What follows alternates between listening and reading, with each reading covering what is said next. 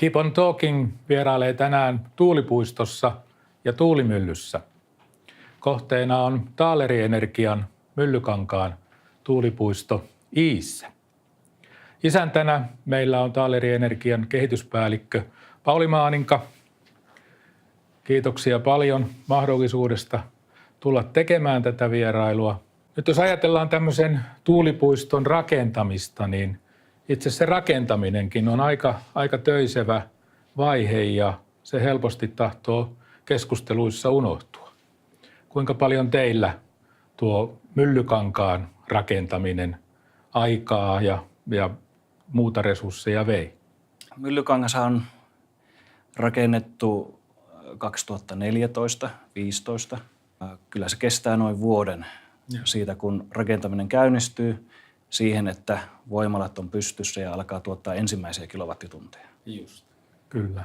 Me joskus aikanaan laskettiin, se oli pienempi puisto, 10 voimalaa, 33 megawattia teholtaan, niin se rakentamisen aikaiset välittömät ja välilliset tuotannolliset ja taloudelliset vaikutukset nousi siihen 12 miljoonaan. Ja tämä oli siis yksi puisto, joka on pienempi kuin tämä, missä tänään vieraillaan. Ja sitten jos kaalataan niin kuin kaikkien puistojen yli, niin tässä on aika merkittäviä taloudellisia ja työllisyysvaikutuksia myös tässä rakentamisessa. Kyllä, ja luvut kuulostaa oikealta, että hyvä. Meillä oli todella paljon luonnollisestikin yrityksiä, paikallisia ja vähän kauempaakin yrityksiä siellä paikan päällä. Ja henkilömäärä ylittyi reilusti 100 henkilön, jotka oli kirjoilla siellä työmaalla. No sitten meillä on tässä nyt pienoismalli sellaisesta myllystä, missä tänään vieraillaan ja näin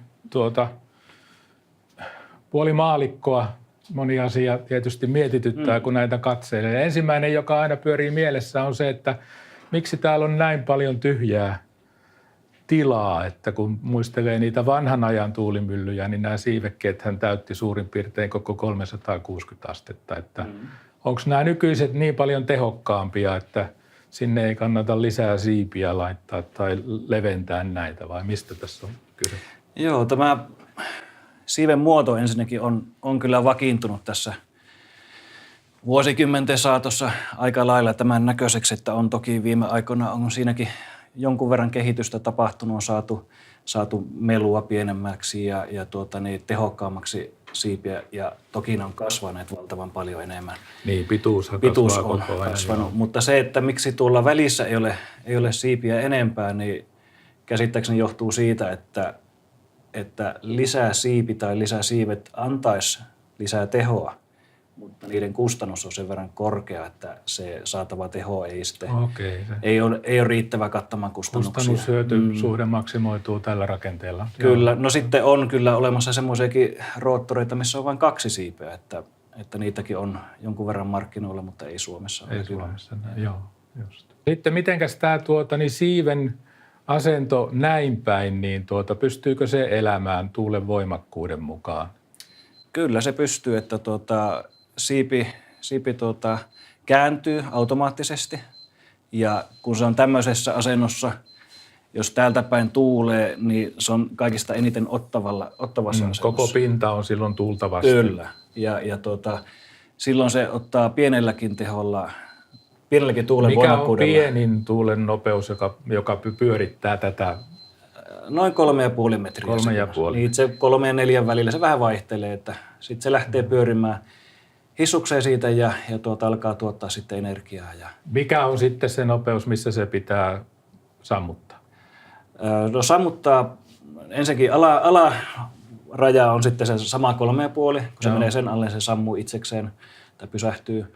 Ja sitten yläraja riippuu voimalavalmistajasta, niin on 22-25 metriä sekunnissa. Just, että ja silloin se kääntää siiven ei-ottavalle asennolle ja pysäyttää sen itsessään. Tekeekö se automaattisesti? Kaikki tekee automaattisesti. Ja sitten kun tuo tuulen nopeus laskee, niin sitten se käynnistyy taas automaattisesti. Just.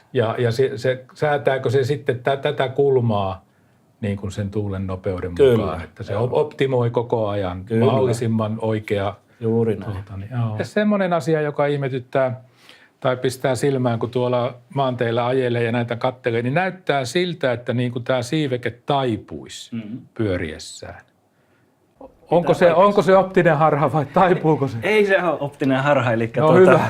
Eli jotkut valmistajat jopa esitaivuttavat sen niin kuin tänne eteenpäin.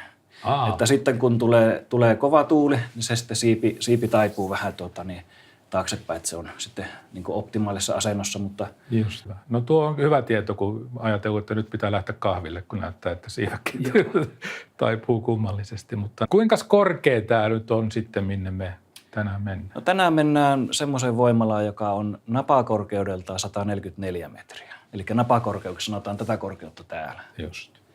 Ja sitten roottorihalkaisija on 131 metriä. Eli tästä tuonne ylätasalle.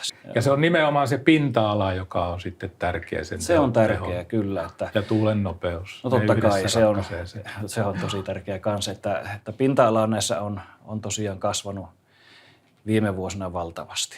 Että se on ja se, sitten ja se tietysti edellyttää sitä, että ne tulee korkeammiksi ja korkeammiksi. Joo, kyllä se edellyttää sitä ja aina korkeammalla tuulee, niin siksi on haettu niitä korkeampia tuulia ja korkeuksia sitten. Ja täällä on sitten se konehuone, joka säätää sitä. Siellä on vaihteistot. Siellä on vaihteisto ja generaattori on siellä ja se tuottaa vaihteisto on automaattinen. Automaattinen joo, että 660 volttia on generaattorilta lähtevä jännite ja se sitten siirretään joko tuonne alas, jossa muuntaja sijaitsee tai jossakin mallissa voi sijata tuolla ylhäällä ja siellä se nostetaan se jännite joko 20 kilovolttiin tai 33 kilovolttiin riippuen miten on sähköverkko sillä suunniteltu. Ja sitten voimalalta lähtee sitten kaapelit sähköasemalle, jossa sitten taas nostetaan jännitettä siihen tasoon, että se on sinne verkkoon sopiva. Eli tässä tapauksessa Myllykankalla 110 kilovolttia. Siellä on kaiken kaikkiaan yli 40 voimalaa. Ja kokonaistehoa tulee silloin? No meillä on siinä noin muistaakseni 70 megawattia. Niin, karkeasti. Hyvä, kiitoksia. Tästä lähdetään sitten siirtymään sinne ja tehdään niin, että Anders meidän ryhmästä, jonka pitkäaikainen haave on ollut päästä tuulimyllyyn ja hän on tuulitutkija itse, niin mä en mitenkään voi tätä mahdollisuutta häneltä ottaa pois, että Anders ottaa tässä kohdassa sitten vetovastuun tuosta vierailusta. Tervetuloa. Kiitos.